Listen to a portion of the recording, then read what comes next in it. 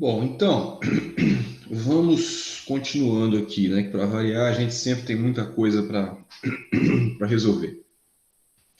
Então, a gente estava, na semana passada, discutindo aqui uma técnica de análise de circuito de corrente alternada chamada tensão de nó, né? A gente vai ver hoje aqui algumas técnicas complementares e eu já pretendo começar a falar de potência em circuito de corrente alternada, tá?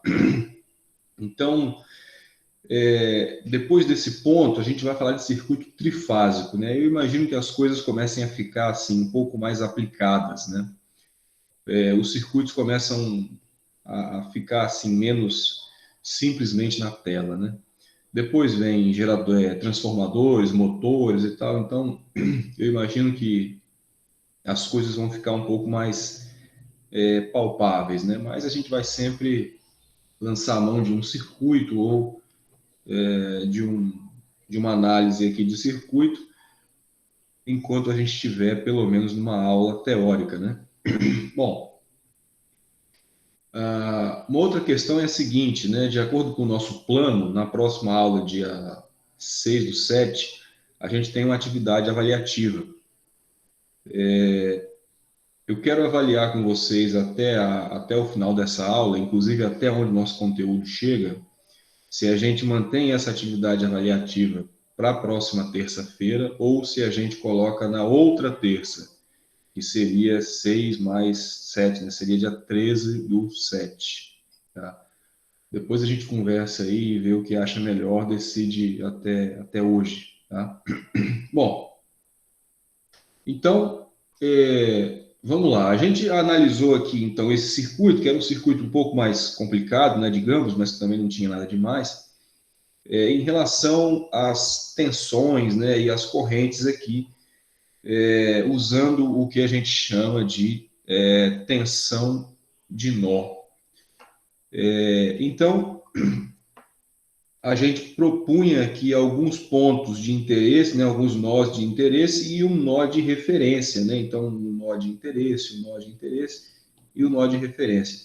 Então, a gente aplicou aqui nesse nó de interesse lei de Kirchhoff das correntes, né? Então, estipulávamos aqui corrente entrando ou corrente saindo de forma arbitrária, desde que a gente escreva as equações de maneira coerente. E então transformava essas expressões de corrente em expressões que envolvem tensão, né? Usando sempre uma diferença de tensão. Por isso, tensão de nó. E aí a gente utilizava quantas expressões a gente precisava em relação à quantidade de variáveis, né? E aí resolvia que geralmente um sistema linear, e esse sistema linear ele fornecia para a gente as variáveis aqui do circuito, né? Uma certa dificuldade, entre aspas, é que o sistema linear ele carrega número complexo, né? Então, assim, dá um certo trabalho, né? Apesar de que, quando você chega ali na expressão, acabou a eletrotécnica, né? O que a gente tem, na verdade, é um sistema linear, né? Uma questão matemática, né? Mas eu concordo que dá algum trabalho, porque tem que carregar esse J e etc, né? Mas nada que seja impossível de ser realizado. O outro método que a gente vai ver agora, que é extremamente complementar a esse, é o que a gente chama de correntes de malha. Tá? Então, a gente vai resolver o mesmo exercício, tá? Ou pelo menos propor aqui a solução, utilizando um método aqui chamado correntes de malha. Tá? Então, a ideia aqui é que a gente calcule também, que a gente calcule aqui também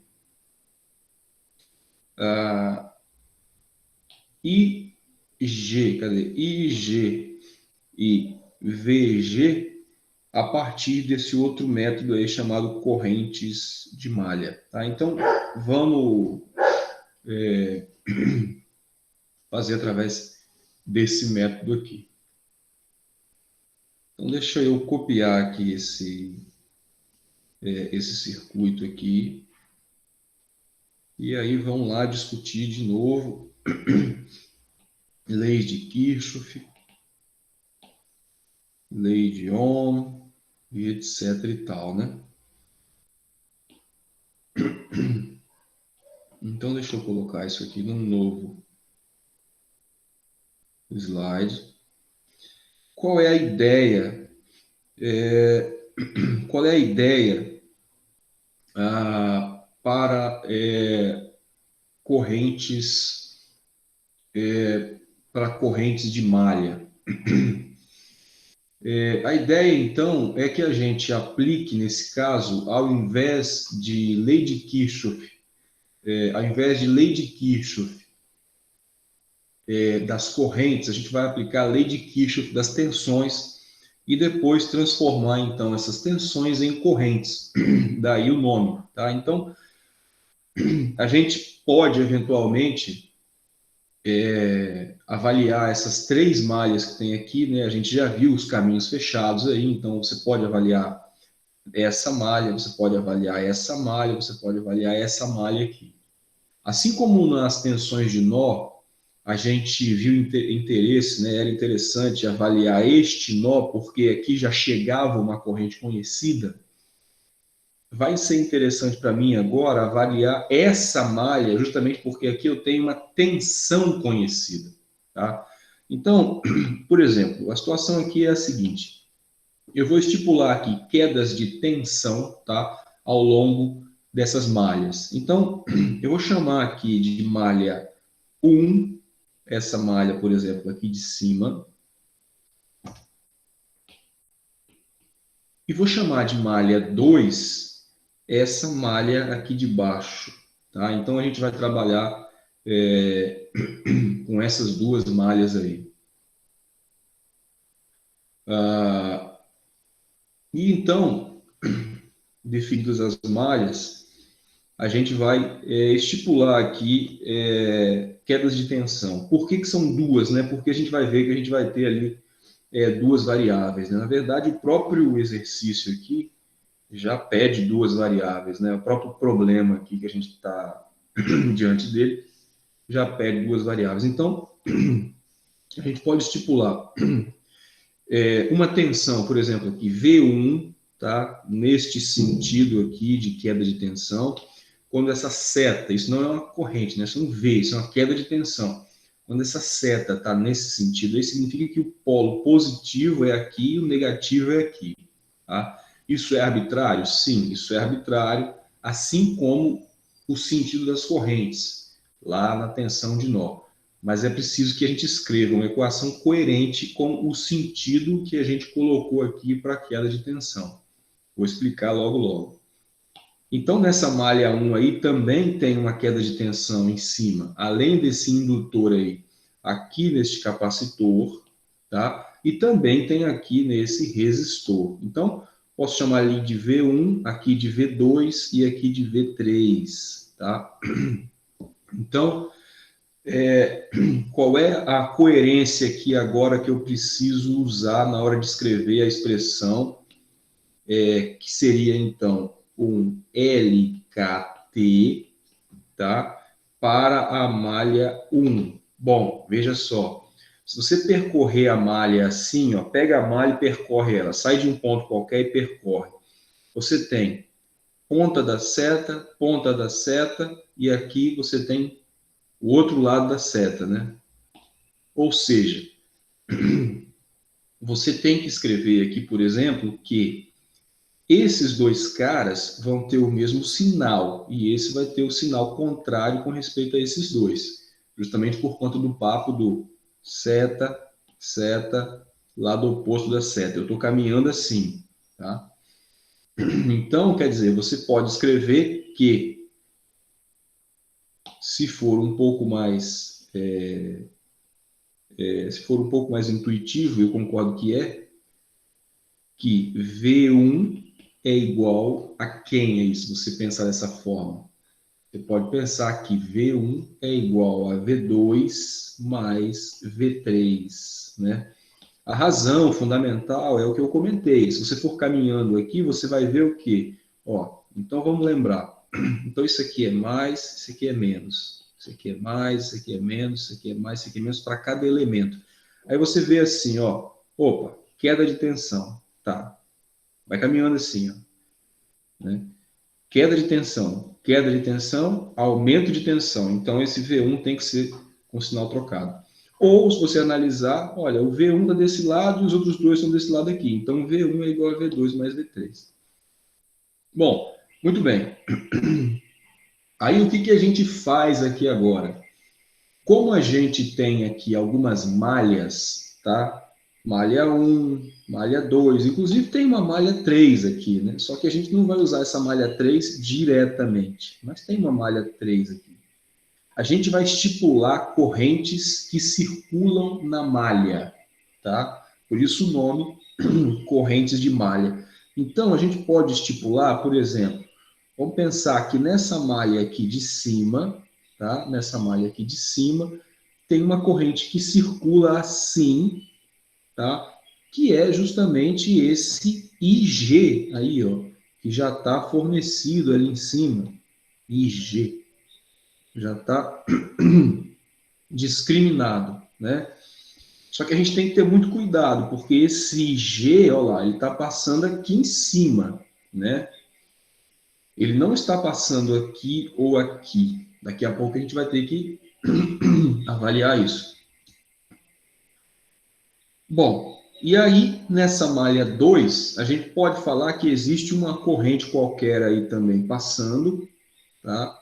Que eu vou falar, opa, vou manter a cor aqui, que eu vou falar, por exemplo, que é uma corrente, sei lá, IB, não sei, IB. Esse sentido aqui também é arbitrário, tá? Esse sentido aqui também é arbitrário, mas ele tem consequências quando eu resolver lá minhas equações. Isso é corrente, tá, pessoal? Isso é corrente. IG e IB. E nessa outra malha 3 aqui, como eu tenho uma fonte de corrente, eu vou considerar que tem, então, um 5 aqui, né? Já circulando nessa malha 3. Então, aqui vai ser 5 amperes. Opa. 5 amperes. 5 com fase 0.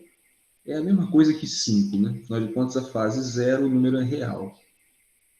Bom, por que eu fiz isso? Eu fiz isso para poder transformar essa equação aqui de tensão numa equação justamente de corrente, tá? E o que eu vou usar para fazer isso daí? Eu vou usar aqui uma coisa simples chamada lei de Ohm. Então, pela lei de Ohm, o que eu vou fazer aqui? Eu vou escrever V1, V2 e V3 em função de correntes e impedâncias, tá? Essa é a ideia. Eu vou fazer isso para todas as malhas, quantas eu precisar, de acordo com as variáveis que eu tiver aqui. Então, a gente está começando a aula agora, né? Mas deu para ter uma noção de como eu escrevi essa equação aqui, porque essa equação aí, ela é muito importante. Essa equação é da onde vem todo o método, né? E aqui ela veio de onde? Dos sentidos das quedas de tensão nessa primeira malha aqui, tá? Então vamos lá, como que eu transformo isso daí numa expressão que tenha correntes, né? A questão é essa, como que eu transformo isso aí numa expressão que tenha correntes? Olha, você sabe muito bem que V igual a impedância vezes a corrente, né? Então, o que a gente pode considerar aqui? Olha só, V1 está sobre esse indutor que tem impedância J3. E tem uma corrente IG, olha aí, ó, a nossa IG aqui, está passando para cá, no sentido da queda de tensão. Nunca se esqueça disso, no sentido da queda de tensão. Então, por que não escrever V1 como sendo, por exemplo, quem? A corrente vezes a impedância, né? Então, pode ser IG vezes quem? J3 vezes J3. Isso é quem? Isso é V1, né? E o V2? E o V2? Como é que eu substituiria isso daqui por uma corrente? Aí entra uma questão bem importante. Muito cuidado aqui, ó. Porque você tem IG circulando para cá e aqui embaixo você tem IB circulando. Então, olha como que eu vou definir a corrente em cima desses 5 de acordo com o nosso sentido aqui já pré-estabelecido. Vamos colocar a impedância, né, que no caso aí é real, que é a resistência, 5, e 5 vai multiplicar quem? Muito cuidado com isso. Ó, vai ser IB menos IG. Ah, mas por que IB menos IG? Porque você tem IB indo para lá e IG vindo para cá. Tá? Então, por isso, essa diferença ali. Tá? E por que você não colocou IG menos IB, professor? Essa é uma questão muito importante, porque eu estou considerando o sentido da queda de tensão, ou seja, para cá, em cima de cada elemento, ó, positivo. Então, você coloca primeiro a que vai no sentido de queda de tensão. Ó. Então, vai ser IB menos IG. Aqui em cima não tem outra, né? Seria IG menos o que volta? Nada, zero. Então, por isso que ficou só IG. E vamos fazer V3, né? Mais quanto? Agora aqui. V3.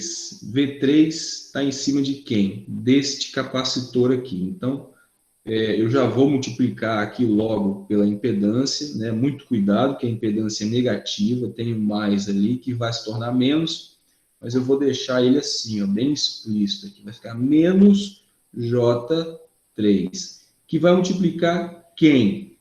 Ó, vamos lá. A queda de tensão é para cá, então vai ter que ficar ali primeiro o que joga assim, né? O que passa assim, e depois o que passa assim. Ou seja, vai ser 5 menos IG. Então, tá aí a expressão da corrente de malha para essa primeira malha, né? Para a malha 1, nesse caso. Isso aí é tudo da malha 1, tá? É claro que ela leva em conta ali coisas da malha 2 e da malha 3, porque faz parte do circuito. Então, você tem ali o quê? Você tem uma expressão e duas variáveis, né? IG e uma corrente IB ali que a gente estipulou, né? Então, é preciso que a gente procure uma outra malha, né? Então, o porquê da utilização, a gente vai utilizar agora, né, a 2, né, e por que não a 3? Porque a 3 ela é boa aqui, né, esse ponto seria bom para tensão de nó, porque a gente conhece corrente. Aqui, como ele tem uma tensão, é bom para a gente corrente de malha, né, porque inicialmente na corrente de malha você usa tensão. Inicialmente na tensão de nó você usa corrente. Tá? Então, vamos fazer aqui um LKT na malha 2. Tá? Então, LKT na malha 2. Como é que vai ficar aqui? Mesmo papo, a gente vai estipular tensões, as correntes já estão estipuladas. Né? Então, estipulando aqui as tensões, por exemplo, vamos lá, a gente fez V1, V2 e V3, a gente pode falar que tem uma tensão aqui, digamos, nesse indutor aqui, né? Vamos de forma arbitrária aqui, a gente pode colocar para baixo aqui um tal de um V4 e a gente pode botar aqui para cima um tal de um V5, né? Por exemplo, que a gente, por sinal, conhece ele. Esse outro sujeito aqui que fecha a malha, a gente já chamou de V2, né? A gente já chamou ele de V2, tá? Então, aqui, a ideia é a mesma, né? Aqui a ideia é exatamente a mesma. Escrevemos aqui a equação de LKT e depois a gente substitui isso por correntes, tá? Como é que eu vou escrever LKT aqui agora? Olha, muito cuidado aqui nesse momento, né?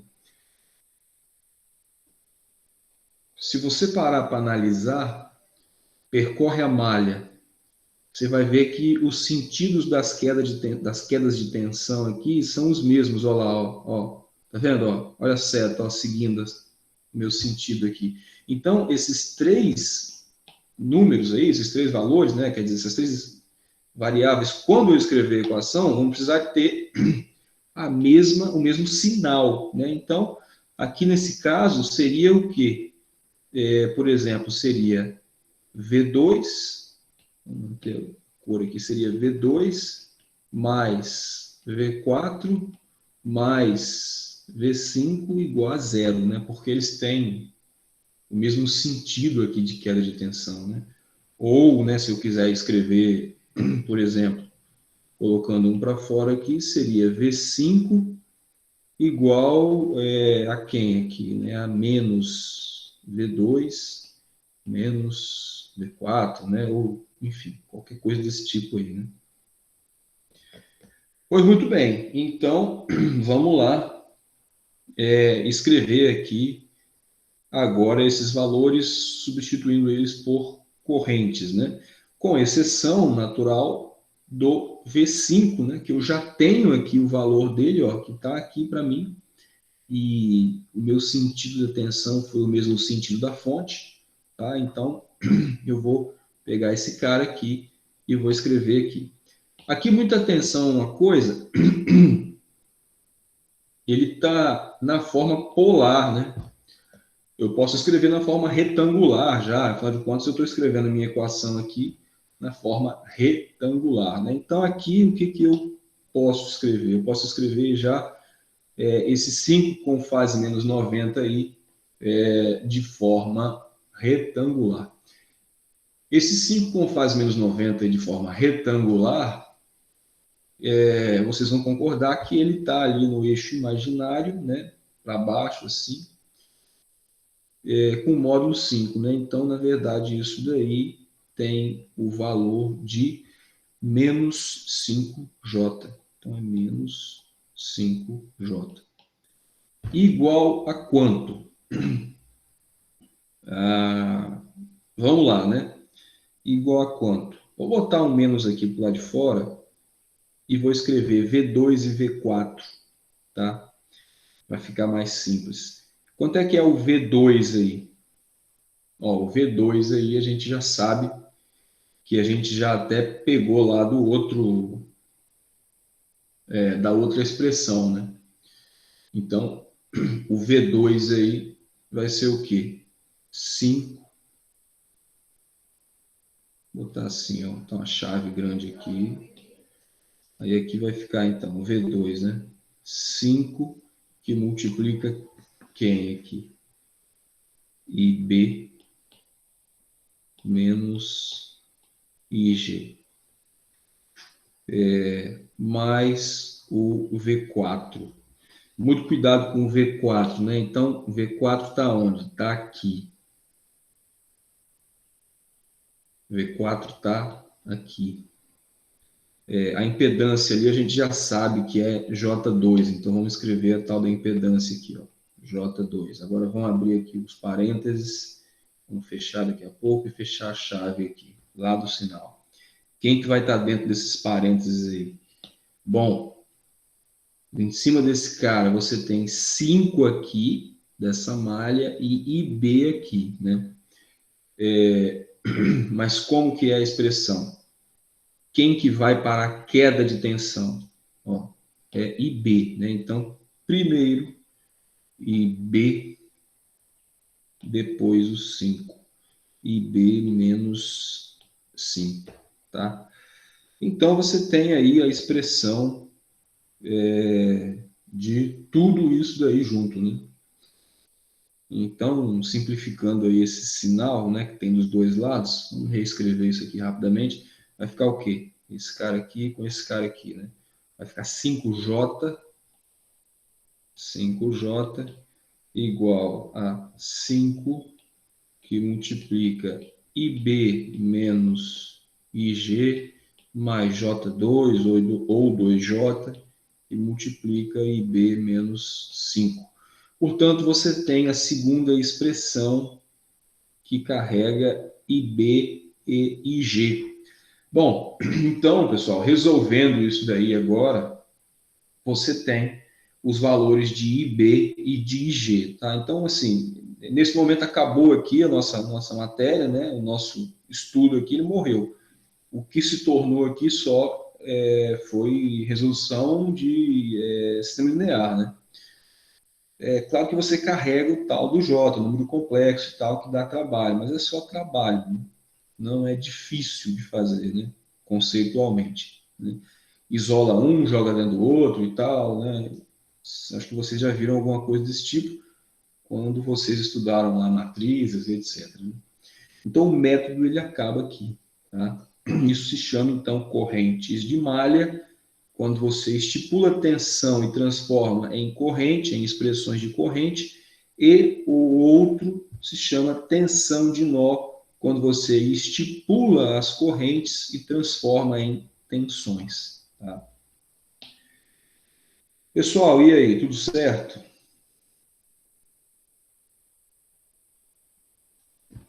Hein? Como é que estamos aí na terça-feira de manhã?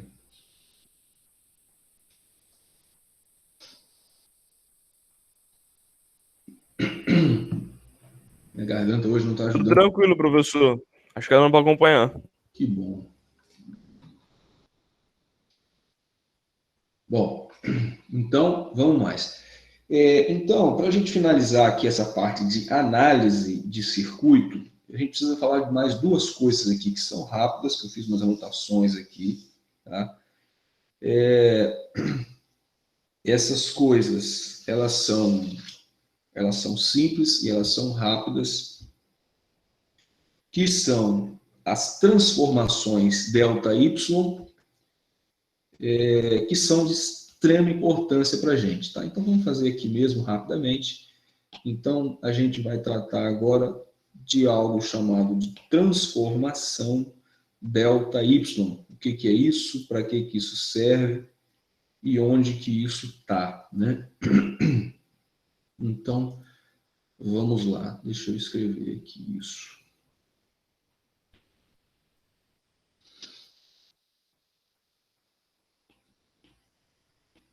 O que, que seria transformação ΔY? Ou também chamado de quê? De triângulo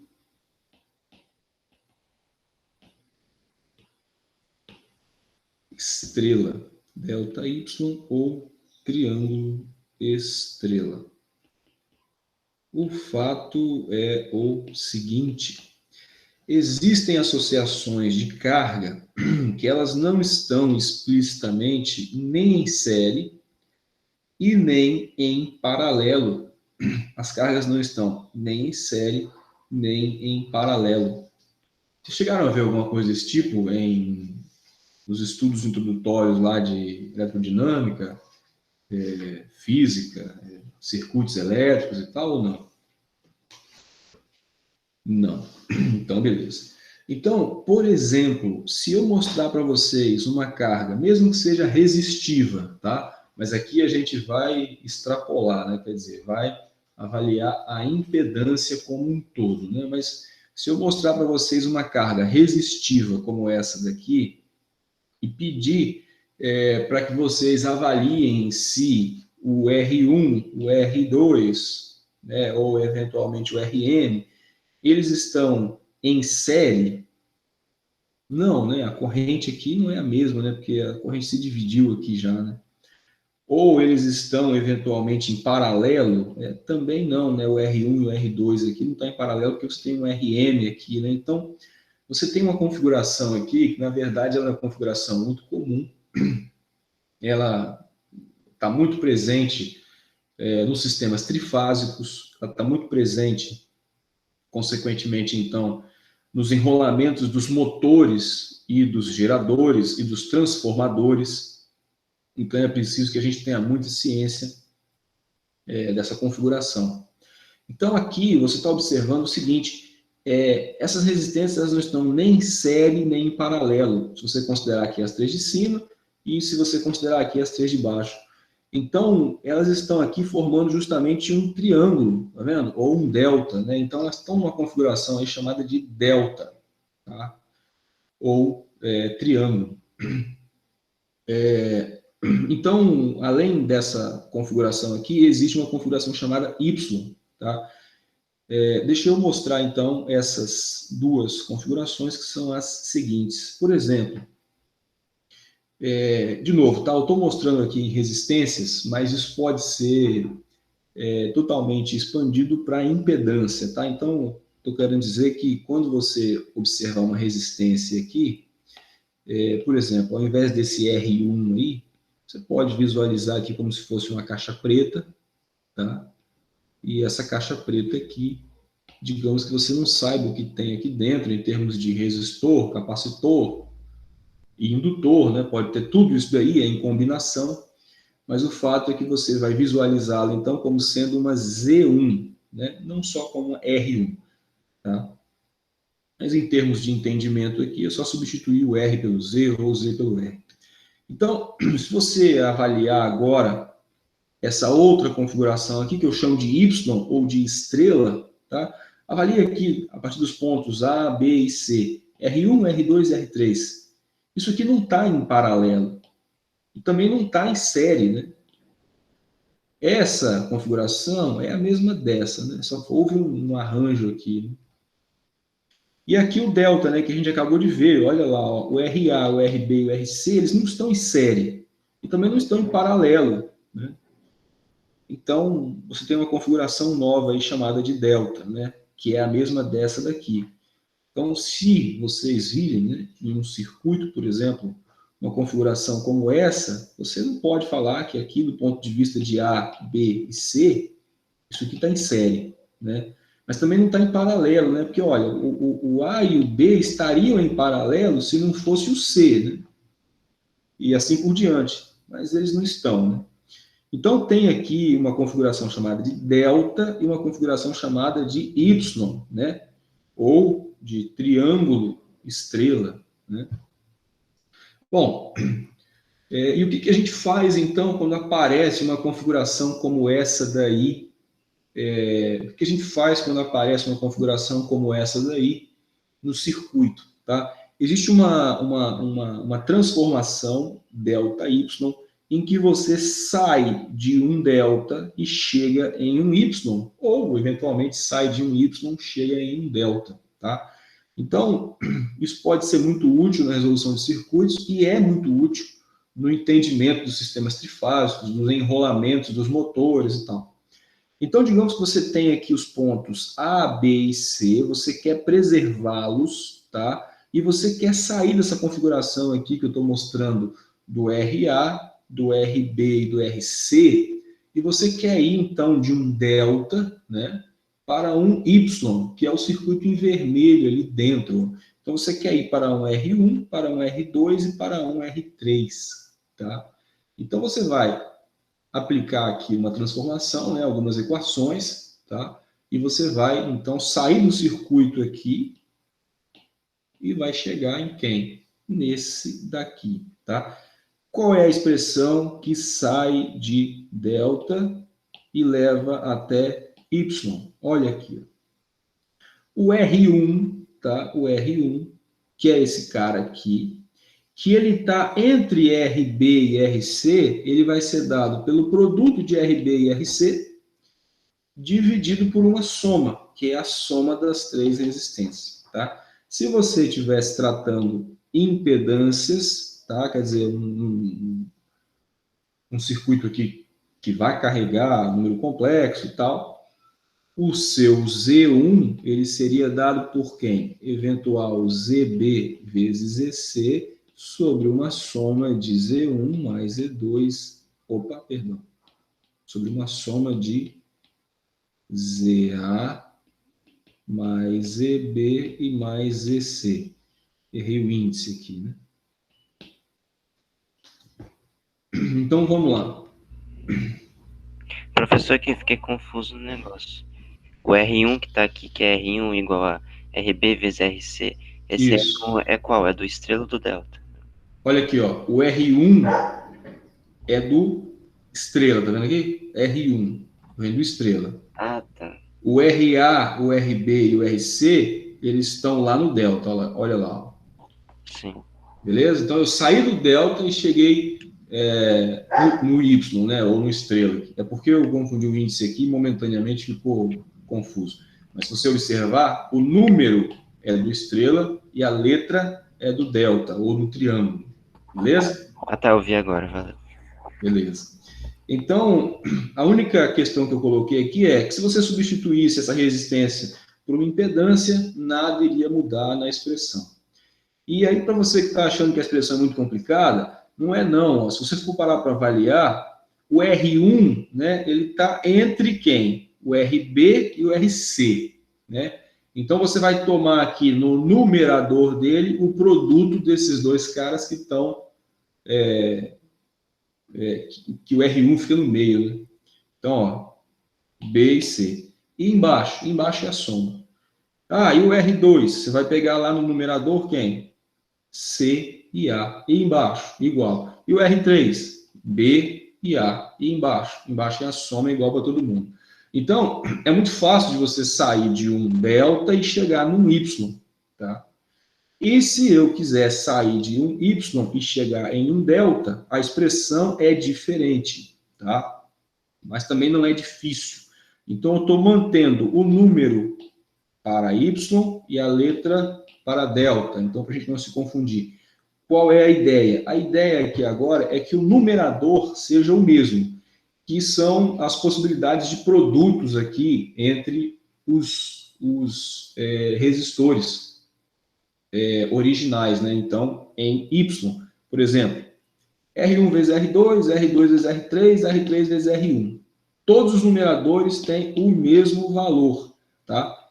Independente se você está buscando RA, RB e RC em delta, né? A nova configuração. O que muda é o denominador.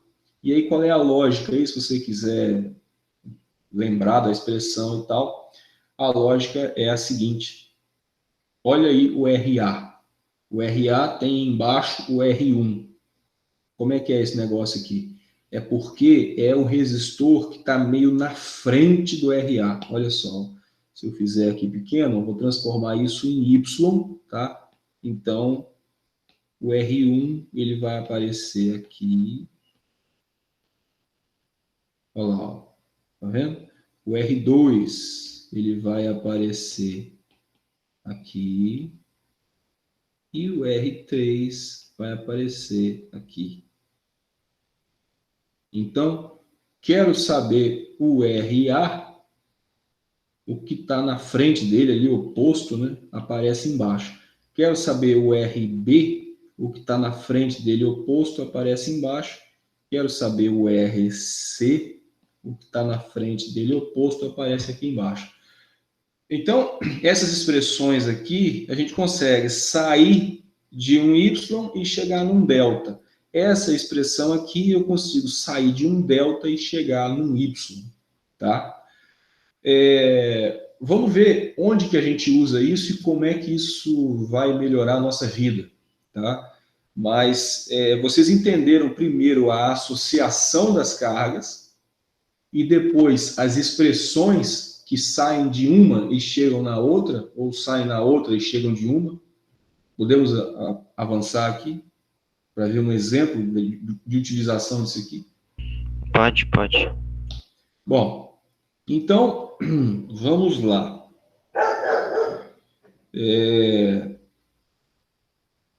Veja bem, então digamos que eu tenho um circuito como esse daqui. Ó. Deixa eu apagar aqui que eu estava mexendo mais cedo. Mas a gente consegue fazer isso aqui agora. Imagine que eu tenho um circuito como esse daqui. Vou apagar essas contas aqui. Eu quero descobrir a corrente dessa fonte aí. Tá? Então, eu tenho uma fonte ali. Aqui eu tenho essas resistências. E eu quero descobrir a corrente que sai da fonte. Né? Deixa eu apagar mais aqui para ficar mais claro ainda. Pronto, apagou tudo. Aí você avalia assim, bom, vamos pensar em começar a fazer os resultantes dessa carga aí, né? Que está em paralelo, eu vou fazer um resultante paralelo, que está em série, eu faço um resultante em série e tal. Aí você começa a ver que não tem nada, obviamente, em série, muito menos em paralelo, né? Porque em série não tem. Bom, a corrente está se dividindo, né? Então, se a corrente está se dividindo, você já não tem mais em série aqui nada, né? E a tensão é a mesma? Não, a tensão também não é a mesma aqui em lugar nenhum, né? Porque esse cara não está em paralelo com esse, que tem um resistor aqui no meio e tal. Então, você chegou justamente aí no tal do delta, né? E nesse caso é um circuito clássico de delta, né? Então, é interessante você jogar isso aí para Y e ver o que dá, né? Então, o que você pode avaliar? Você pode avaliar ou um delta aqui em cima ou um delta aqui embaixo, né? Então, avalie o de cima aí, por exemplo. Deixa eu desfazer ali o que eu já tinha feito aqui, porque, ó, aí como uma mágica, né? Você vai avaliar o delta de cima, tá? Então, você tem, vou estipular aqui 3 pontos, né? A, B e C, tá? E eu quero, então, sair dessa configuração em preto aqui, inicial, e ir para essa configuração aqui em azul, né? Mas será que isso vai ser bom para mim? Será que isso vai adiantar a minha vida? Vai. Daqui a pouco a gente vai ver que essa transformação melhora muito o seu circuito, tá? Então, saindo de um delta Y, eu tenho que arrumar quem? R1, R2 e R3 a partir de quem? De 125, de 100 e de 25. Né? Então, a expressão que eu estava brincando aqui mais cedo, justamente a respeito disso daí. Então, ó, o R1 é quem? Vamos lá, como é que eu saio do delta e chego no Y? O R1 é o produto dos caras que estão ao redor dele, dividido por uma soma total, tá? Então, o R1 vai ser quem? 125 vezes 100, né? Então, vai dar 125 vezes 100, vou botar 00 aqui logo, sobre a soma, tá? A soma é quanto aqui? 250, não é isso? 150 mais 100, 250. Daqui a pouco a gente faz essa conta aí. E o R2? Quanto é que vale o R2? O R2 vai ser 25 vezes 100. Então, vai ser 25, 00, sobre a mesma soma, 250. E o R3, né? Quanto é que vai dar o R3? Vai ser 25 vezes 125. Sabe Deus quanto é que dá isso, né? Vamos fazer a calculadora aqui. 25 vezes 125, 25 vezes 125. 3.125 dividido pela mesma soma, que é 250. Bom, vamos lá começar a fazer então essas divisões aí. O R3, de acordo com a minha calculadora aqui, está dando 12,5 ohms, né? Porque nesse caso é puramente resistivo, aqui ficou fácil a conta, né? 12,5. O R2 aqui, né, tá mais fácil, são 10 ohms, né? E o R1 vai dar 12.500 dividido por 250, né? De acordo com a minha calculadora, está dando 50. Aí, o que a gente faz agora aqui? Vamos reescrever esse circuito usando quem? Usando esse Y aí que a gente achou, tá? Aí que vem o pulo do gato. Quando a gente reescreve esse circuito usando Y, olha aqui, ó, o que a gente vai achar. Olha lá, ó. você tem 50, 10 e 12,5, né? Aqui embaixo, mantiveram-se os 40 e os 37,5. Ah, mas como assim, professor? Não teve ali? Sim, eles se mantiveram, porque eu acabei com com essa associação, né? Aqui embaixo, ó, 40 e 37,5. E como que isso melhorou minha vida? Se você avaliar agora você tem uma coisa aqui bem interessante, né? Você tem que o 10, ele ficou em série com o 40 aqui, tranquilamente. O 12,5 ficou em série com o 37,5, tranquilamente. E ainda esses dois caras aqui estão em paralelo, né? Então, assim, ficou fácil, né? E o paralelo desses está em série com esse, que está em série com esse. Então, o seu circuito aí, ele se resolveu praticamente de forma completa, tá? Você tem aqui, ó, 50 de um lado e 50 do outro, né? Eu já tinha feito aqui o paralelo aqui, né? Inicialmente o série, né? Série, 50. Aí, quando você faz o paralelo de 50 com 50, você fica com 25, né? E aí, enfim, fica fácil, né? Pessoal, entenderam a ideia aqui da transformação para que a gente facilite aqui a análise do circuito e chegue no resultado de corrente, de tensão? Como é que está aí? Ou ficou muito rápido? E aí? Né? Tá? Se não ficou tão claro assim, quer ver? Vamos apagar isso aqui e a gente faz aqui agora, ó, rapidamente. Ó. Vamos fazer aqui então.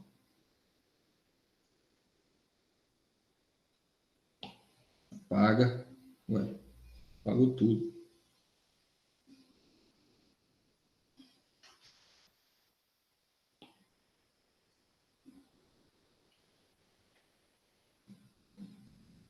Às vezes eu bato o dedo aqui e esqueço. Então, aqui, chegamos aqui no Y, né? É, a partir de, a partir de da transformação delta Y. Eu estou rindo aqui porque a Débora está traumatizada com meus complexos. Mas é brincadeira minha, tá? Mas isso aí, pessoal, é porque, é claro, eu sei que fica mais fácil, né? Mas é uma questão assim, é só trabalho braçal, né? É isso que eu estou querendo dizer.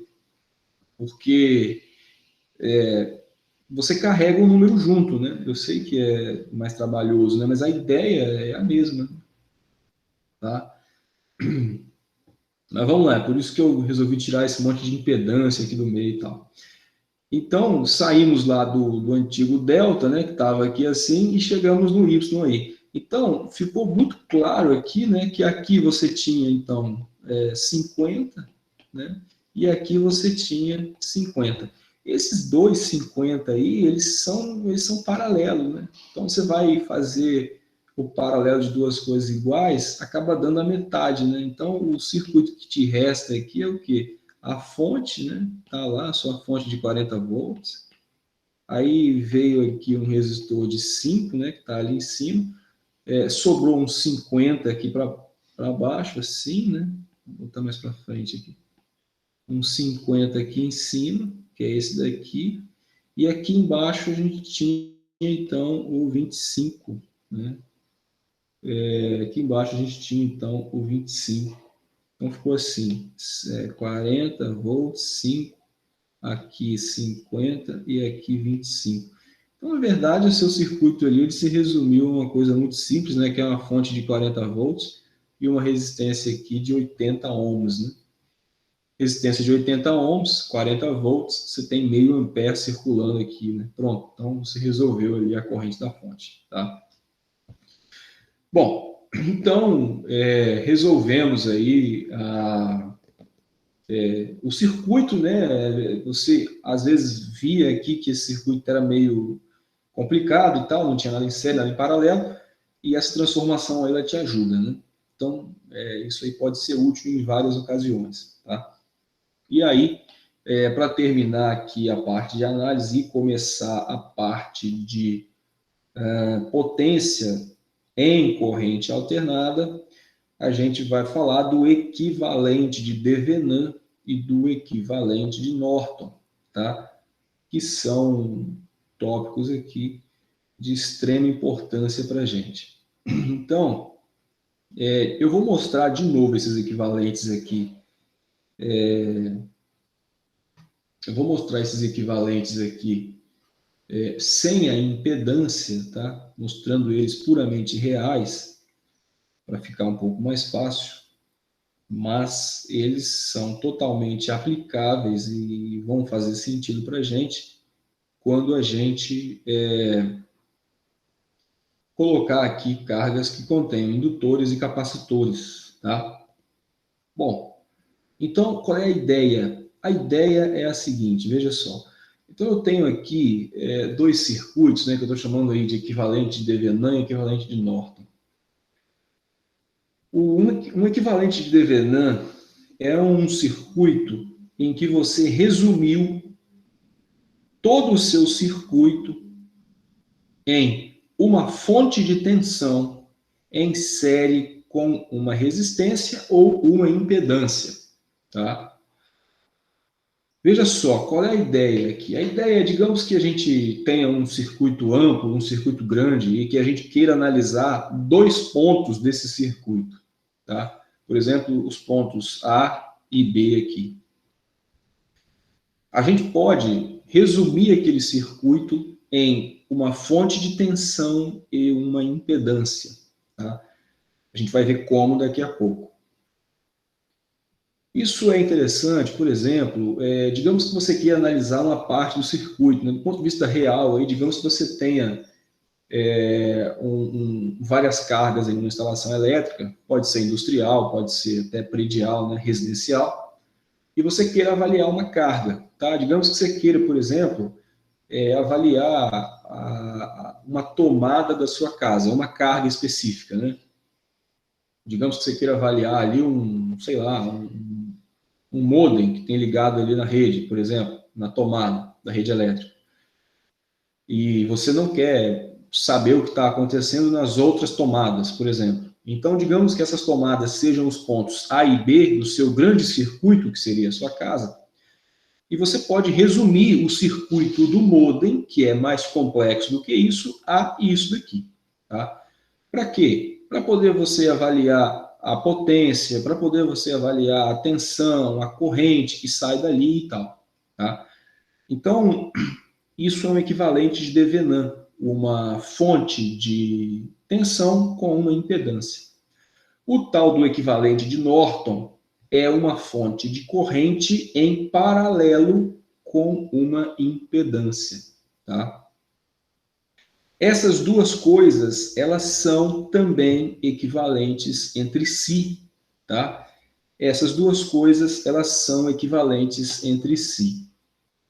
Elas são equivalentes entre si, levando-se em conta que a divisão da fonte de tensão pela resistência, né, ou pela impedância, no caso genérico, do equivalente de Devenin, à minha esquerda, é igual a justamente a corrente lá do equivalente de Norton à direita, tá? Então, quando essas coisas se relacionam aqui através da lei de Ohm, isso daqui tem uma equivalência com isso daqui, tá? Essa equivalência que você sai de uma fonte de tensão e chega numa fonte de corrente, ou sair de uma fonte de corrente e chegar numa fonte de tensão, sempre com esse resistor aqui próximo, isso é chamado de transformação de fonte. Tá? Sempre que aparecer um circuito que tenha esse módulo, né, essa característica, você pode transformar nesse. e sempre que aparecer um que tenha essa característica, você pode transformar nesse sem perder ali a igualdade desses circuitos, tá? Bom, esses então são os equivalentes de Devenan e de Norton. Vamos fazer um exemplo com eles para a gente ver onde que a gente usa e como que a gente usa, tá? Eu só vou fazer esse adendo aqui. Lembrem-se que a gente pode estar tratando em número complexo, né? Então, isso aqui pode ser um Z, isso aqui pode ser um Z, e essa minha expressão ali, ela pode ser fasorial, de forma que eu tenha, então, um VS dividido, por exemplo, pelo IS, né? Dando igual aqui a Z, tá? Essa aqui é a ideia.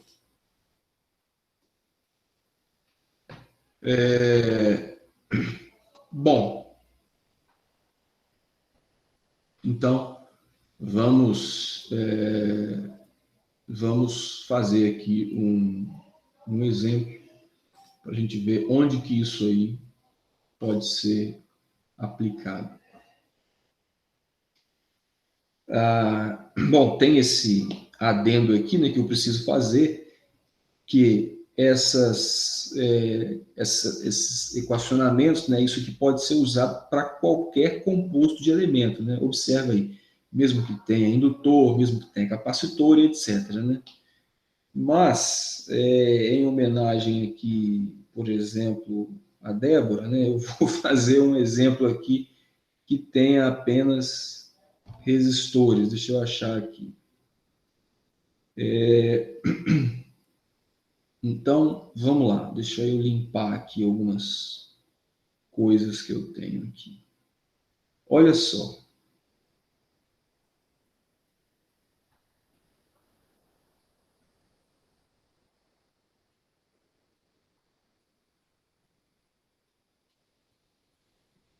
Cadê? Deixa eu ver se eu acho um aqui que não tenha. Deixa eu ver se esse aqui tem. Esse aqui é uma boa, hein?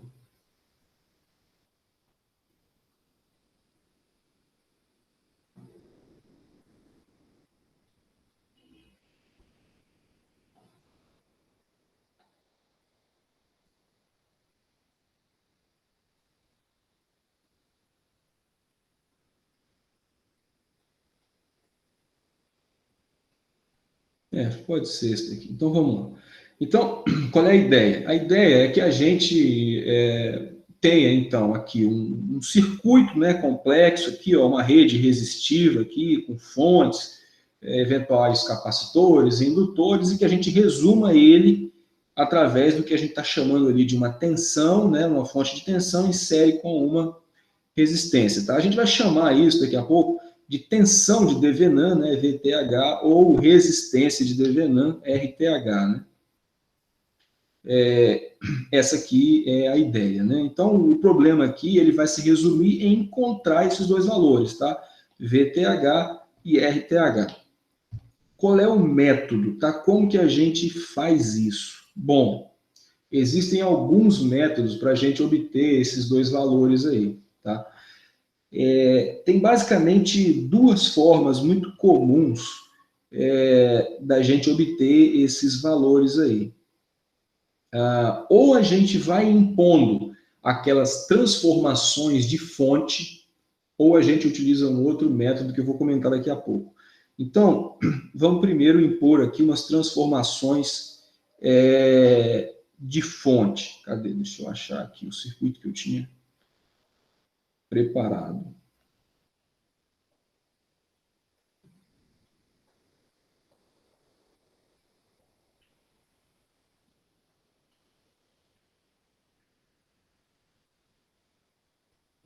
Eu vou ter que escrever ele aqui, eu acho.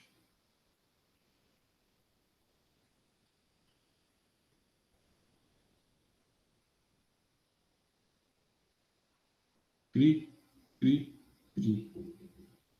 Deixa eu escrever ele aqui. Então,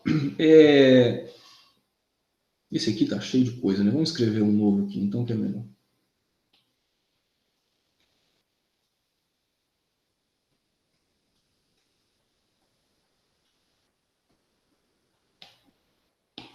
Pronto. Então, vamos lá. Qual é a ideia, né? A gente tem que achar, então, uma tensão e uma tensão e uma resistência, tá?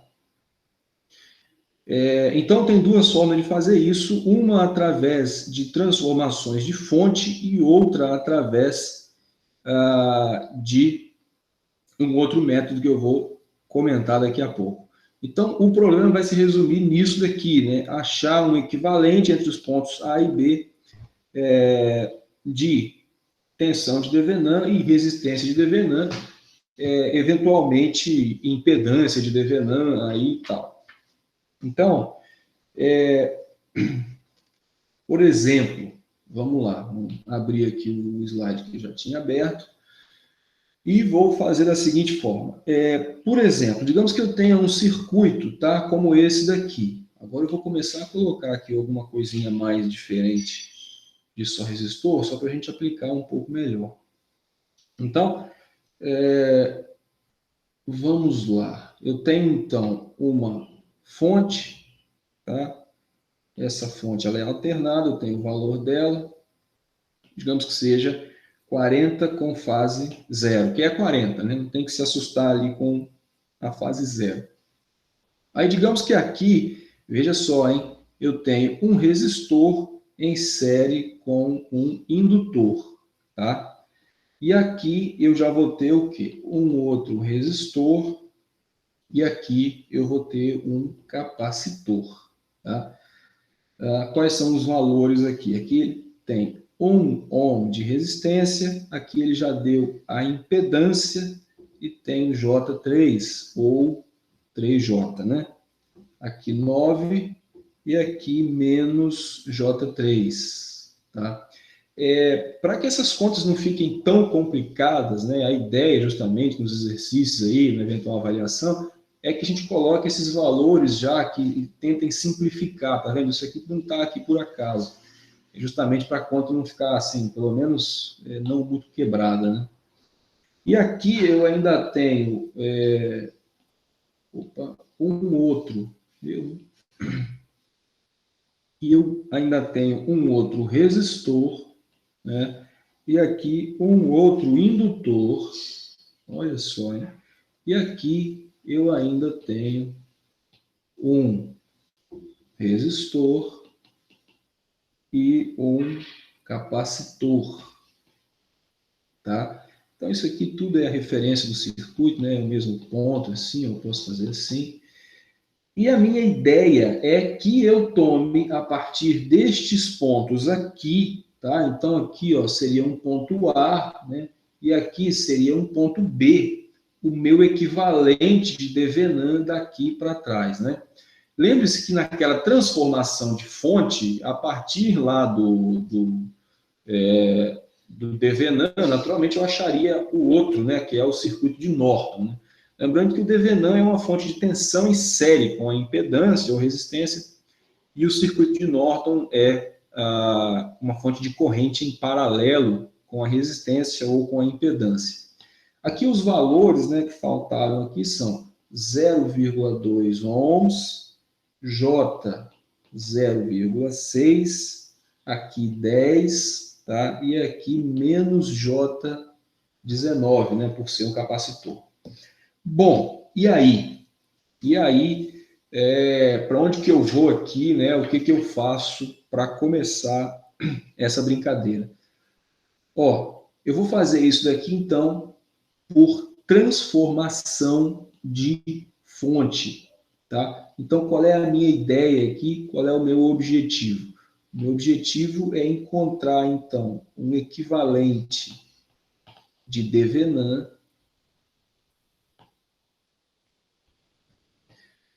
por transformação de fonte, tá? Essa é a ideia. Como é que eu faço isso? Como é que é o papo da transformação de fonte? O papo da transformação de fonte é esse daqui, né? Então, quando você tem aqui uma fonte de tensão em série com uma impedância, isso aqui pode se transformar numa fonte de corrente em paralelo com essa mesma impedância, né? Resta saber se isso ajuda a gente ou não, né? A fonte de corrente precisa estar relacionada com a fonte de tensão, de maneira que o I, né, a corrente dessa fonte de corrente aí, seja igual ao quê? A tensão da fonte de tensão dividida pela resistência ou pela impedância ali que eventualmente apareça. Então, quer dizer, é uma outra situação que você pode utilizar aqui várias coisas, tá? Então, assim, é um outro método de análise, né? A verdade é essa. Mas quando você tem uma situação como essa daqui, do nosso exemplo, pode ser interessante, porque se você parar para avaliar, isso vai resumir o seu circuito, né? Porque você está buscando um equivalente, né? Um negócio que está ali a fonte de tensão e uma impedância em série. É um negócio bem simples, né? Mas aí, tá, como que eu aplico isso aqui? Olha, se você parar para avaliar, no começo do seu circuito aqui, você tem uma fonte de tensão em série com uma impedância. Então, você já poderia pensar em utilizar aquela transformação de fonte já aqui. Como é que esse circuito ficaria, então? Olha, daqui para frente, ele seria igual, né? Então, daqui para frente, você não teria nenhuma diferença. Mas aqui no começo do circuito, se você aplicar aquela transformação de fonte, você teria já uma situação interessante. Quer ver? Deixa eu tentar copiar isso aqui, que não vai mudar. Deixa eu conseguir fazer isso.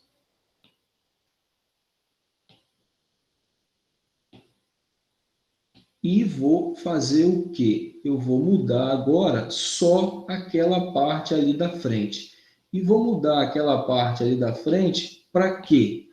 Para uma fonte de corrente, uma fonte de corrente, cuja corrente eu ainda não sei, em paralelo com uma impedância, que é qual? Justamente a mesma, 1 mais J3, né? Então, vai ser aqui 1 mais J3. Então, aqui eu vou ter o meu 1 e aqui o meu mais J3. Né? Deixa eu botar esse 1 aqui do lado de cá. 1 mais J3. Então, eu quero saber de vocês aqui se vocês entenderam essa minha passagem. O que eu fiz? Eu substituí uma fonte de tensão em série por uma impedância por uma fonte de corrente em paralelo com a mesma impedância. Esse é o equivalente de Devenin? Não. Eu tenho que fazer isso de forma que todo esse circuito aqui se transforme numa fonte de tensão em série com uma impedância. Então, quer dizer que eu tenho que fazer isso repetidas vezes? Sim, você pode fazer isso repetidas vezes. Qual é o valor dessa corrente aqui, dessa corrente IS aqui? Essa corrente IS, ela vai ser dada pela tensão dividida pela impedância. Qual é a tensão? É 40 com fase zero. Tensão de quê? Da fonte original. E qual é a impedância? Essa impedância aí que você manteve, né? 1 mais J3, tá? Então, fazendo essa conta aí, você vai chegar na corrente IS, tá? A corrente IS, essa daqui eu já tenho pronto, vai ser, já vou responder, tá? 4 menos 12 J amperes. Vamos lá. Qual é o papo da configuração aqui do circuito? Ah, tá. Você está se referindo a questão aqui que eu estou colocando o aterramento, né? Olha só, isso aqui, pessoal, é a mesma coisa que eu colocar o circuito com uma linha só aqui, tá? Não faz diferença não, é a mesma coisa. É porque, veja só, vocês concordam que isso aqui é o mesmo ponto elétrico? Se eu fizer a linha, é o mesmo ponto elétrico, né? E esse ponto aqui é uma referência dessa fonte, tá? E também é uma referência do circuito. A gente chama de ground aqui. Então, é comum a gente ver os circuitos representados dessa forma. É como se eu tivesse buscado todo mundo com respeito a essa referência aqui de baixo, tá? Porque isso aqui é um grande nó de referência, tá? Fazer isso daí e fazer isso daqui, ó. Apaga. Não está apagando. Peraí. Vai apagar. Fazer isso daí. E fazer isso daqui, ó. Ah, ele não vai apagar porque é o que eu copiei anteriormente lá. Deixa eu tentar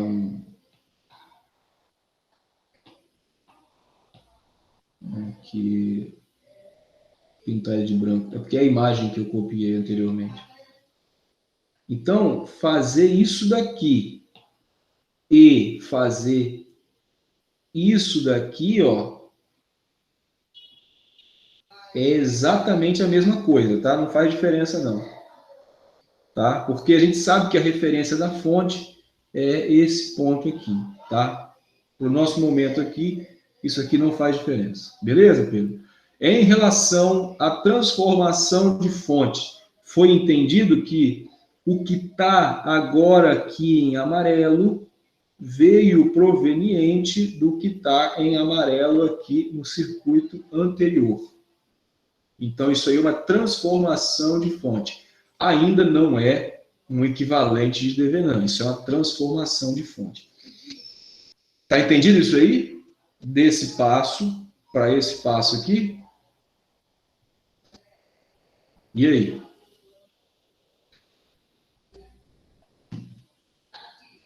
Beleza. E agora, para onde é que você vai aqui? Bom, você vai pegar isso aqui agora e vai transformar numa fonte de tensão em série com impedância? Não, né? Senão você vai voltar para o que já tinha. O negócio é que quando a gente faz essas transformações, tanto em ΔY como transformação de fonte, buscando um equivalente de Devenant ou de Norton, o circuito ele vai se modificando e ele vai ficando assim, com as coisas óbvias acontecendo. Por exemplo, aqui você já enxerga que você tem tranquilamente esses dois caras aqui em paralelo. Vocês concordam? Então você pode resolver esse paralelo aí, tá? Concordam comigo? Então, resolvendo esse paralelo aí, você tem um novo circuito. Vamos resolver esse paralelo aí, então. Eu vou pegar essa parte aqui de trás agora, ó, que não vai mudar. Deixa eu copiar isso aqui. Pegar a parte de trás. Vou jogar aqui num novo slide. Deixa essa parte de trás quieta aqui. E a parte ali da frente, o que vai acontecer? Ó, eu vou manter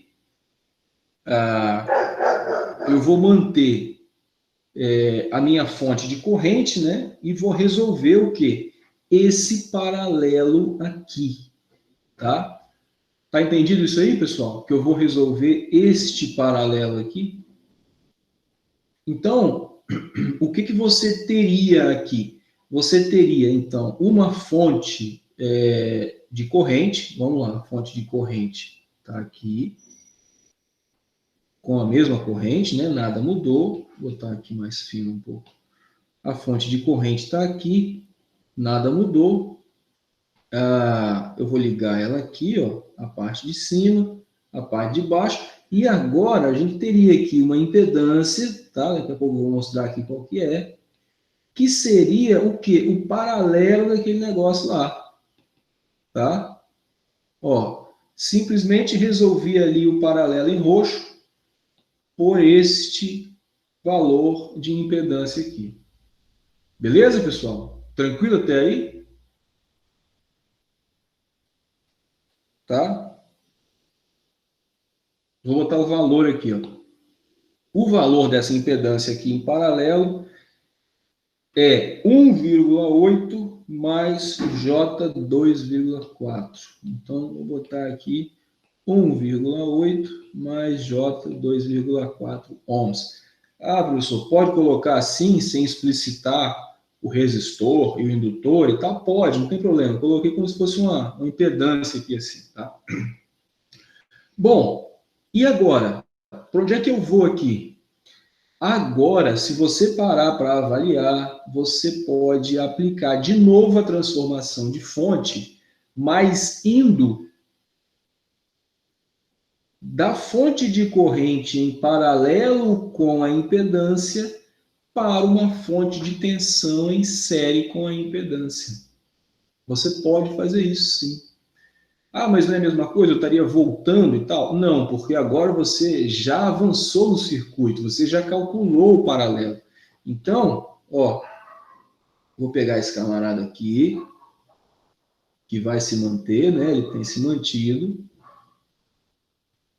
E vou colocar lá num novo circuito, tá? E agora, então, o que que eu fiz ali?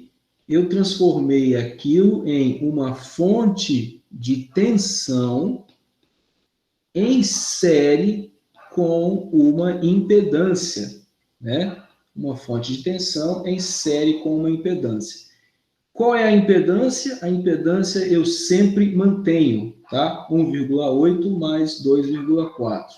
A impedância eu sempre mantenho. 1,8 mais 2,4 J. E a tensão? Como é que eu calculo a tensão? A tensão você vai calcular relacionando a corrente e a impedância, né? Então, a tensão aqui seria um VS da vida aqui, que seria igual a quem? Ao IS vezes a impedância, que é 1,8 mais J2,4. Então, vamos lá de novo para a gente entender isso aqui. A última parte amarela se tornou aqui a próxima parte amarela. Olha, eu transformei agora este paralelo de fonte de corrente com impedância em uma série de fonte de tensão com impedância, tá? Fazendo essa conta aqui, que eu já tinha também, isso aqui dá 36 menos 36 menos J12 volts, né? O chato é que esse monte de número complexo aí, né? Realmente é chato. Se fosse só 36 volts, né? Ia ser mais simples, né? Mas não é. Bom, então, pessoal, aqui agora surgiu uma outra coisa interessante para a gente. O que surgiu aqui de forma interessante? Olha aqui, ó. Essas duas coisas aqui, elas ficaram em série, tá?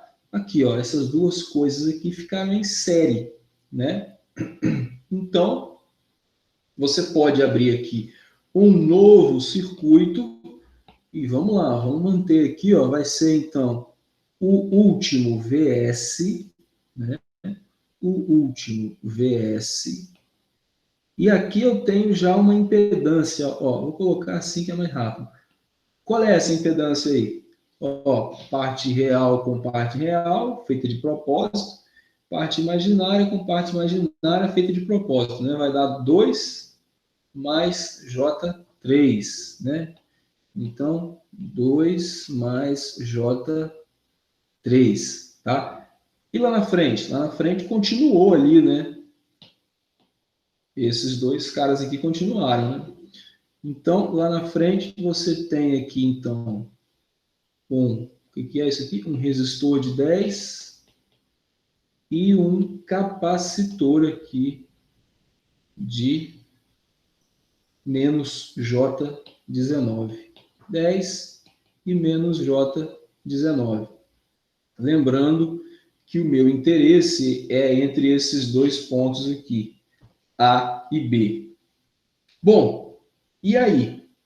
E agora?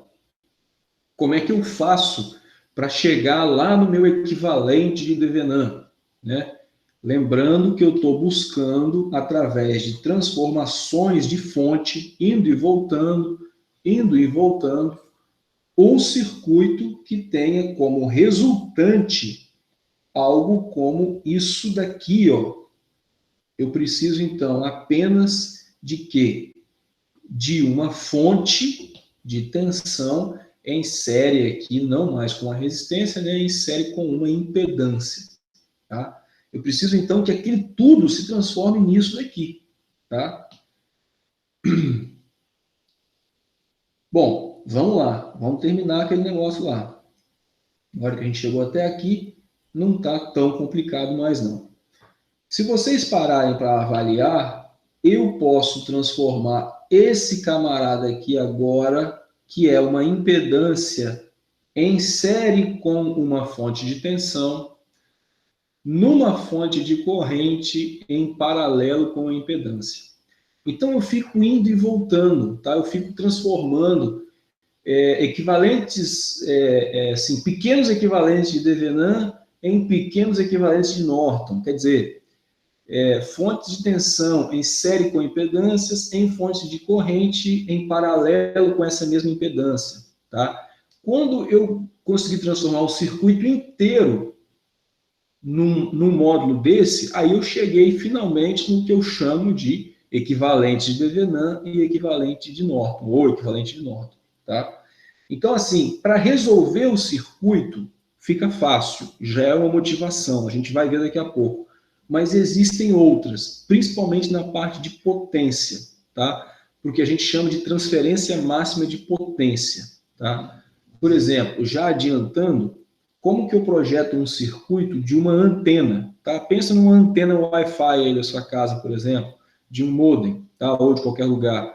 É preciso que haja uma transferência máxima de potência do circuito do modem para a antena. Por quê? Para que a antena tenha uma potência de Wi-Fi, né, de rede sem fio e da onda eletromagnética grande o suficiente para que você, enfim, tenha mais acesso aí à sua rede.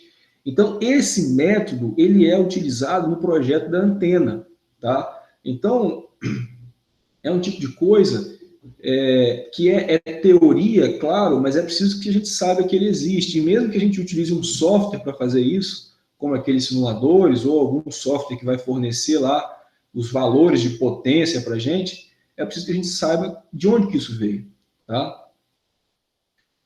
Então, quer dizer, imagine que você tenha aí em algum momento uma empresa de automação residencial que leve em conta a parte mecânica, né, para você fazer a construção dos mecanismos. Digamos que você queira, por exemplo, abaixar uma cortina, levantar uma cortina, abrir uma janela, fechar uma janela, ligar um ar-condicionado, desligar um ar-condicionado, acender uma lâmpada e tal, tudo de fora de casa, né? Por exemplo, através de um aplicativo aí, usando a rede e tal.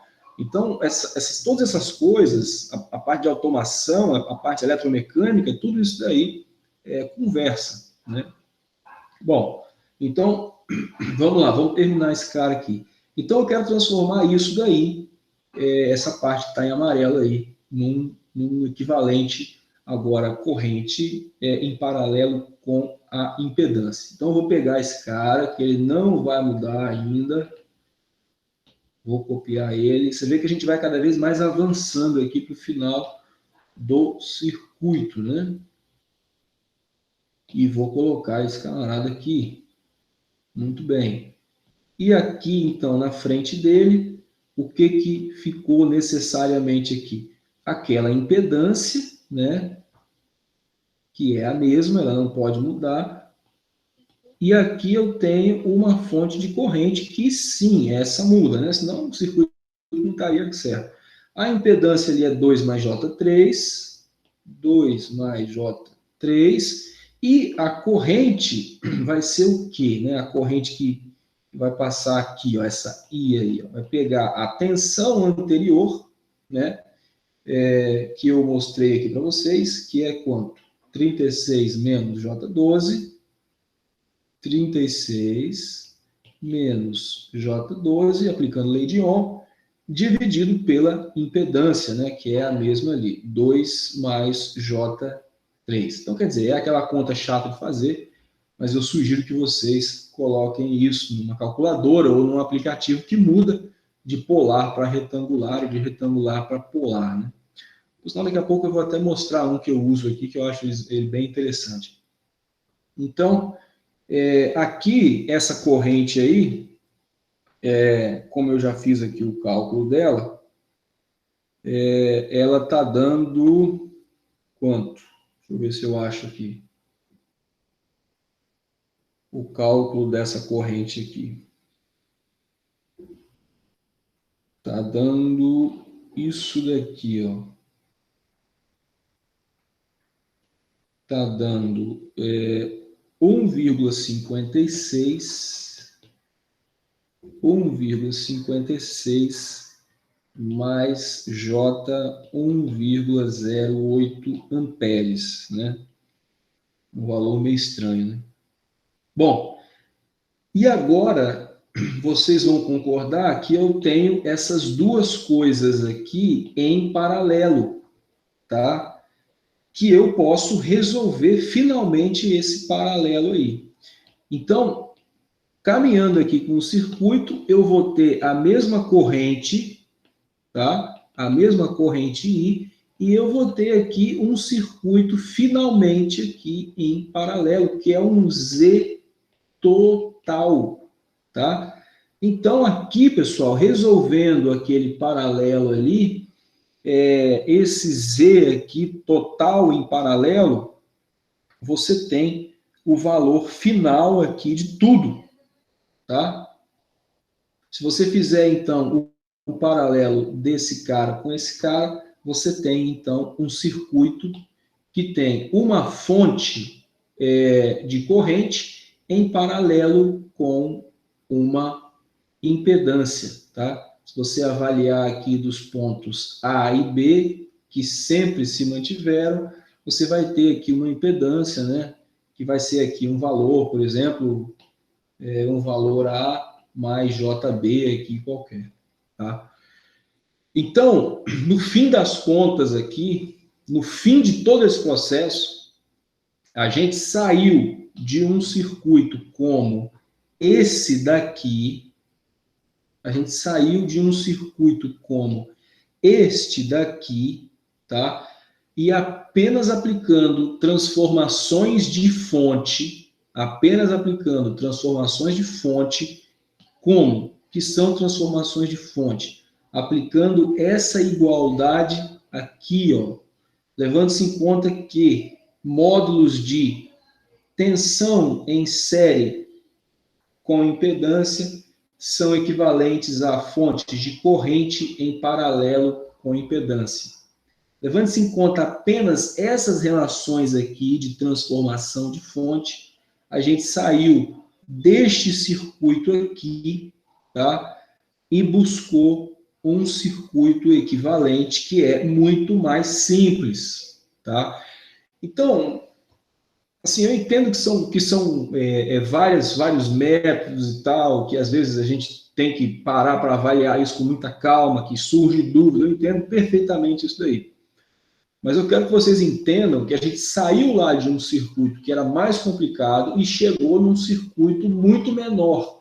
E do ponto de vista de A e B, esse circuito ele é equivalente, né? Ele não mudou nada, tá? É como se eu tivesse resumido aquilo ali em uma impedância apenas e em uma fonte apenas, tá?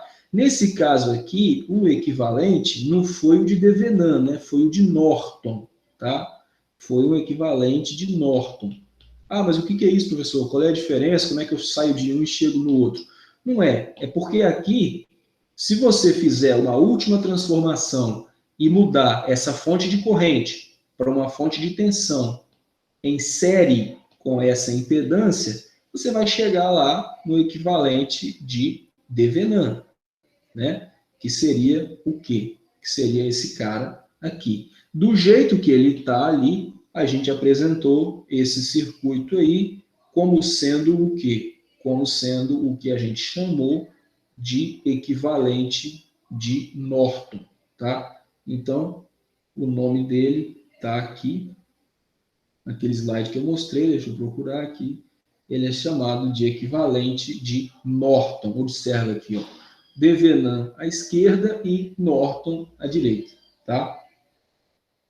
Tensão em série com a impedância, corrente em paralelo com a impedância, tá? Então, uma aplicação clara dessas transformações de fonte e desses equivalentes é o próprio fato que você resume o circuito, né? Você diminuiu o circuito ali, ele ficou muito mais simples de você lidar. Você meio que resumiu aquelas todas as impedâncias em uma impedância só, tá?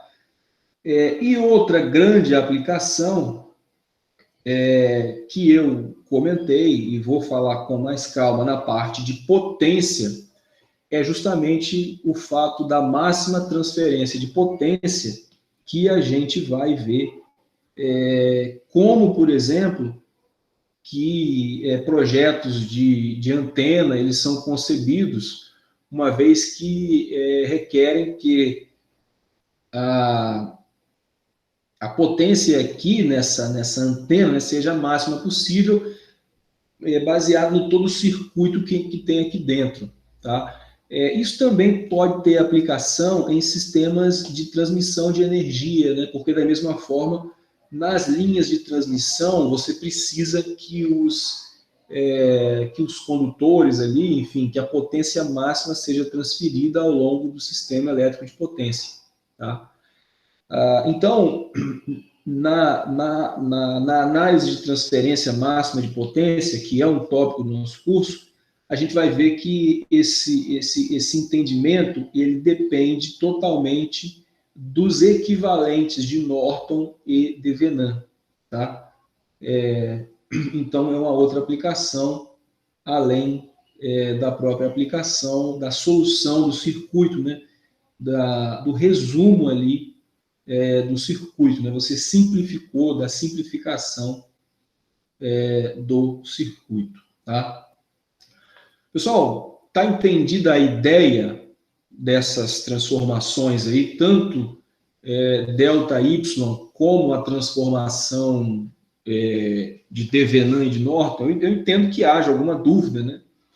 Mas eu imagino que essa dúvida vai ser sanada quando vocês revirem as aulas, né, e tentarem fazer aqui esse passo a passo. E aí, como é que estamos?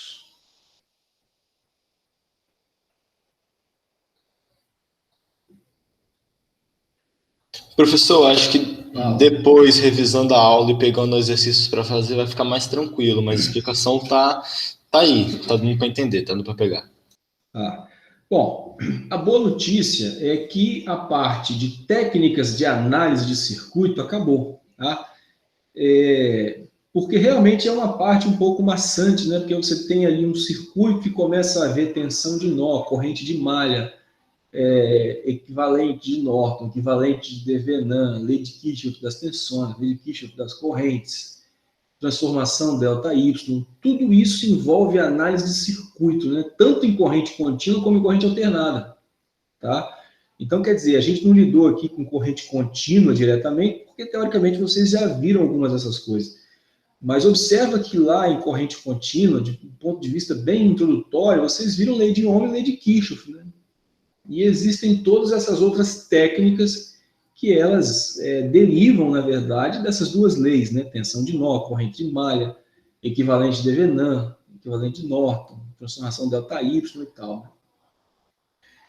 Inclusive, esses equivalentes, né?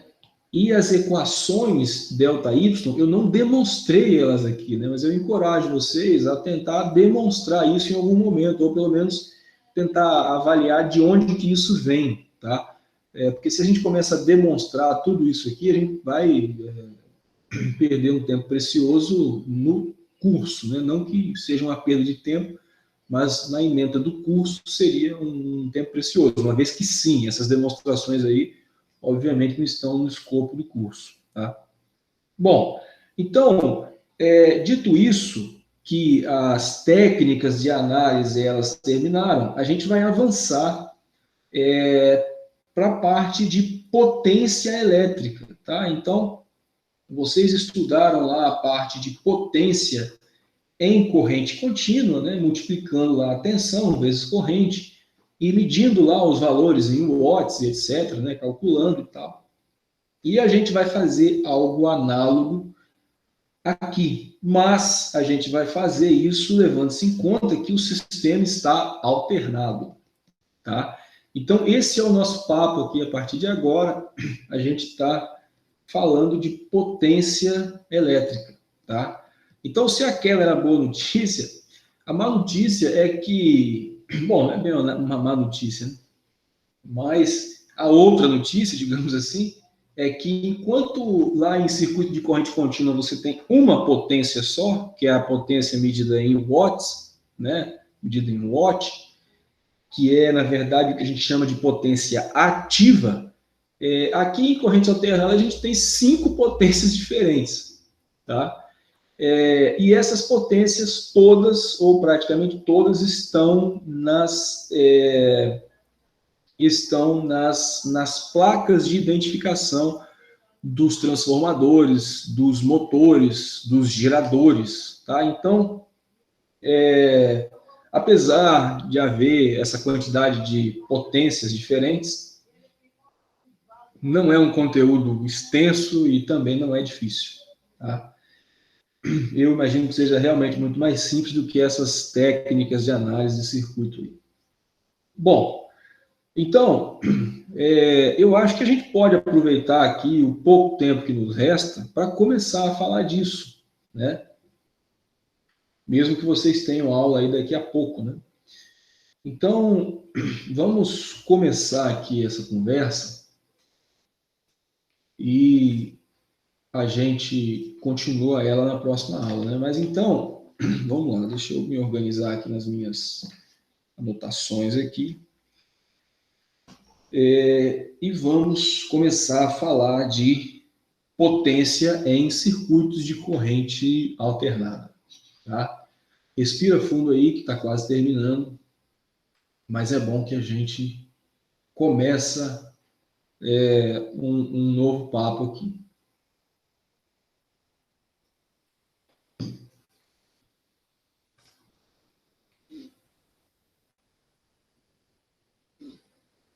Bom, então, veja só.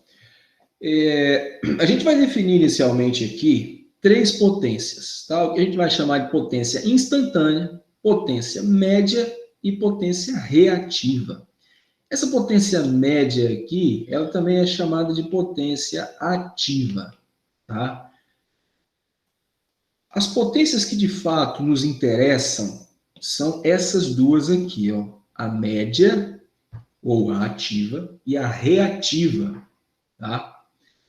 A potência instantânea é uma potência a partir da qual essas duas aqui se derivam, tá? Então, qual é a ideia aqui do cálculo mais trivial possível de potência elétrica? É, de fato, o produto de tensão pela corrente. Tá? Então, disso aqui eu tenho certeza que vocês lembram, quando você multiplica a tensão elétrica pela corrente elétrica, você tem aqui uma potência. Tá? Essa potência, cujo produto, essa potência aqui, né, cuja definição é o produto de tensão por corrente, é o que a gente chama, então, de potência instantânea. Tá? Potência instantânea. No entanto, a gente sabe que agora os valores de tensão e de corrente, eles são alternados, não é assim? E eles são dados por expressões que variam no tempo, tá? A gente vai inicialmente tratá-los através do domínio temporal e depois a gente vai buscar lá os fasores novamente para poder definir essas potências aqui, essas tensões.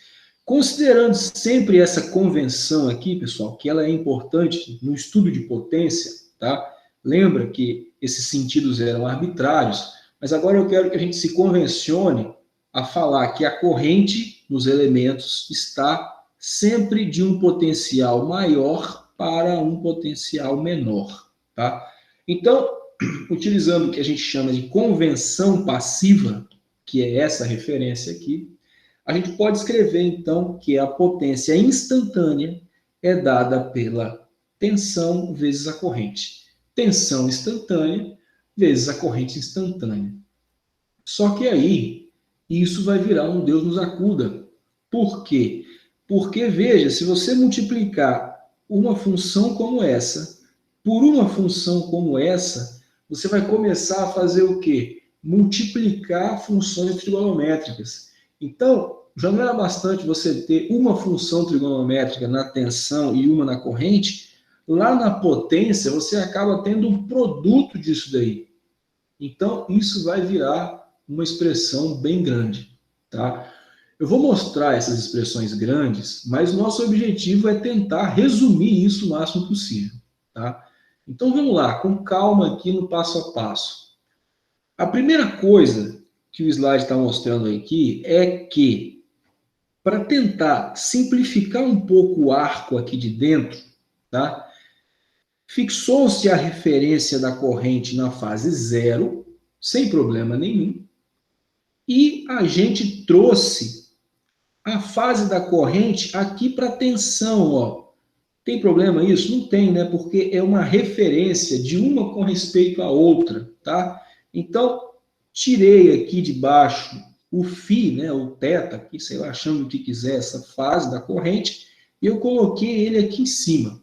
Então, a tensão acabou sendo Vm cosseno de ômega-t mais a fase da tensão menos a fase da corrente. E aqui embaixo, a fase da corrente sumiu, tá? Para você conseguir manter os dois parâmetros e tentar simplificar um pouco esse cosseno, né? Tudo bem que complicou um pouco esse de cima, tá? E aí, eu multiplico as duas coisas. Então, isso daqui é um P de T, tá? Por que isso aqui é um P de T? Porque isso é uma potência que está variando no tempo, né? Mas por que isso varia no tempo? Ora, se a tensão varia no tempo, se a corrente varia no tempo, essa potência aqui também varia no tempo, tá? Bom, só que aí, olha que equação, que expressão complicada que a gente chegou, né? Como é que eu vou sair disso daqui? Olha, uma possibilidade aqui, matemática, né, analítica, quer dizer, utilizando as expressões que estão aqui na tela, é utilizar algumas identidades trigonométricas. Lembra daquelas identidades do cosseno da soma, do produto do cosseno e coisas análogas? Vocês já viram algo desse tipo? E aí?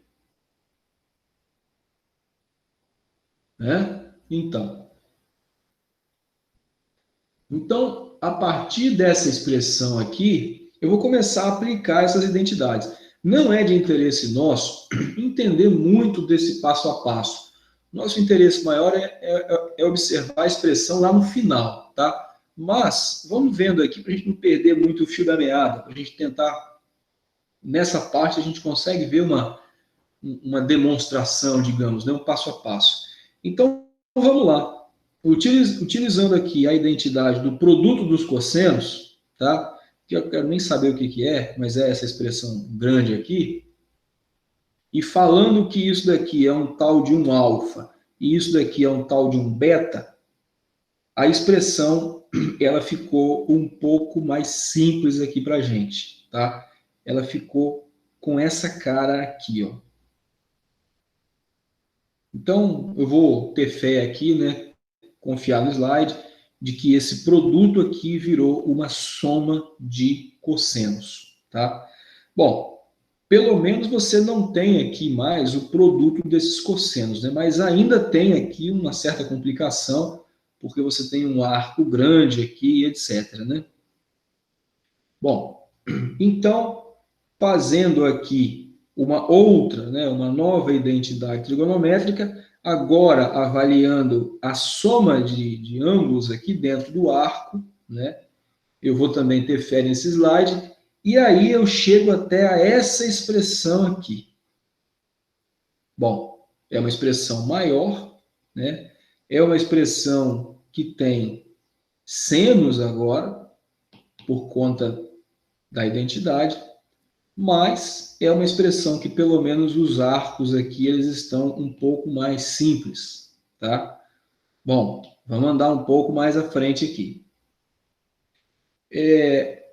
Eu vou considerar que essa diferença de fase entre a tensão e a corrente é um valor aqui constante, né, para um mesmo circuito, e eu vou chamar isso de um φ, tá?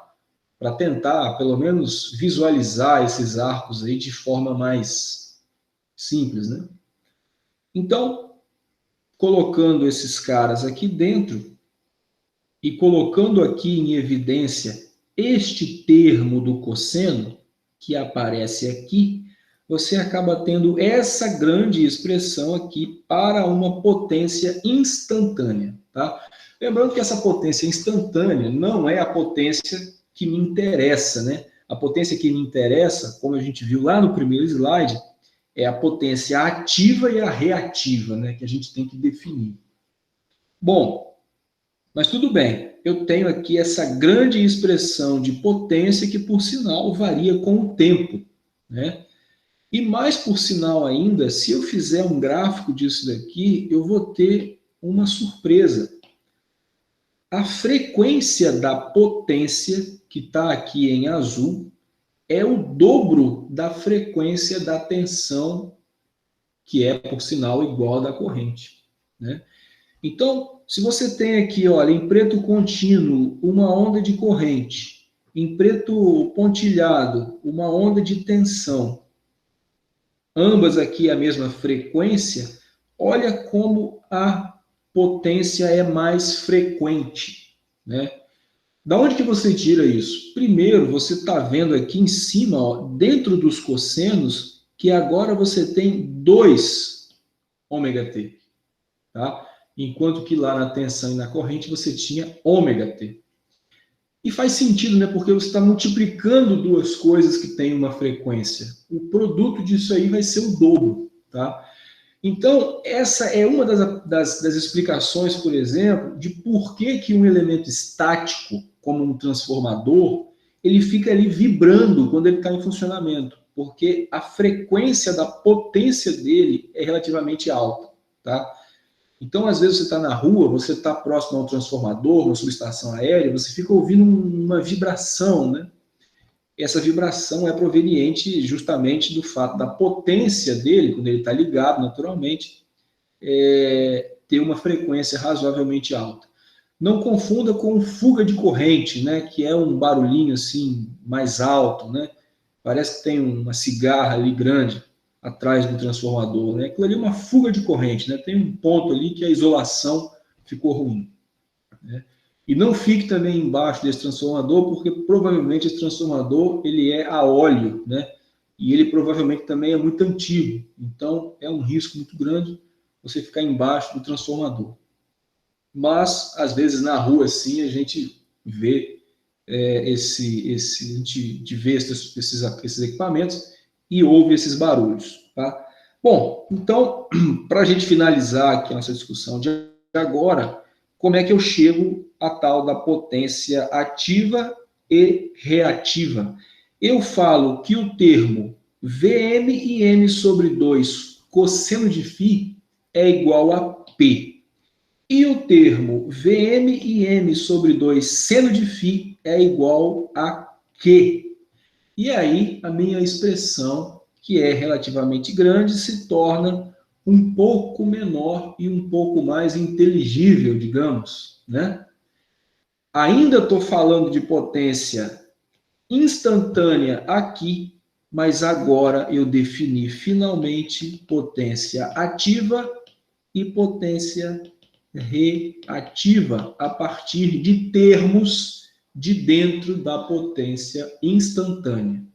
Se você observar, isso não tem T, isso não tem T. Significa que isso não varia, e isso é muito bom para especificação. ao contrário disso daqui, que é a instantânea, que ainda varia, tá? Então, nas próximas aulas, a gente vai tratar aqui da continuidade e de como chegar e do que significa potência ativa e potência reativa para os nossos circuitos de corrente alternada. Tá certo, pessoal?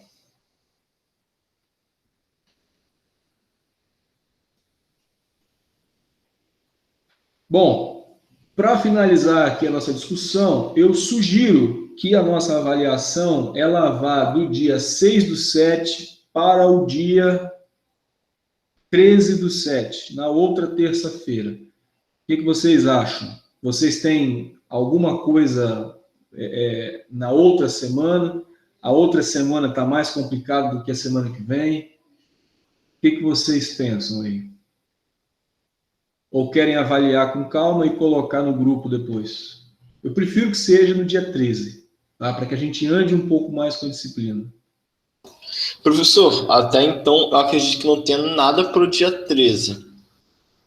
Aí pode deixar, eu acho, pré-marcado também, até porque a gente vai ter mais algumas aulas até lá, dá para andar mais com a disciplina. Tá. Acho que pode ser dia 13 sim.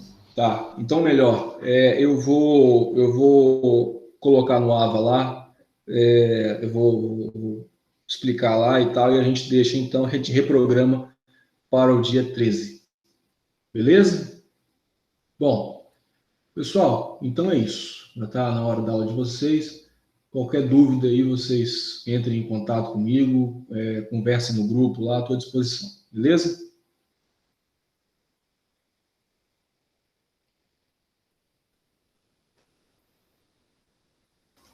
Valeu, professor. Boa semana pro senhor. Falou, gente. Boa semana aí. Obrigado pela companhia, pela paciência e pela interação aí. Valeu. Tchau, tchau. Valeu, professor. Boa semana aí para você.